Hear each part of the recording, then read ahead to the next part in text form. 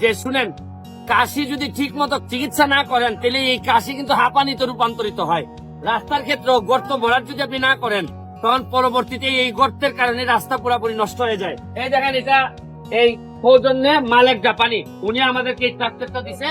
এখন গাড়ির মধ্যে কি কি আছে দেখো। এই যে দেখেন, এটা হচ্ছে পাথর। এই যে এই ভিটামিনের জন্য ধন্যবাদ জানাচ্ছি আমাদের হবিগঞ্জের অ্যাকশন মহোদয়কে, যে উনি আমার ভিটামিন দিয়ে সহযোগিতা করার কারণে আমার এলাকার যে রাস্তার গর্ত, এটা তো হবিগঞ্জের জেলাতে থেকে অনেক অফিসাররা জানেন না কখন গর্ত গুলা হচ্ছে।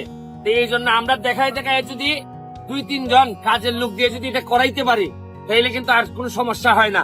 এই জন্য আমার এই ধারণাটা যদি আপনাদের ভালো লেগে থাকে, সব এলাকায় আপনারা এটা ব্যবহার করতে পারেন। বিভিন্ন দুর্নীতি, চুরি চামারির কারণে শেষ পর্যন্ত আর কিছুই করা যায় না।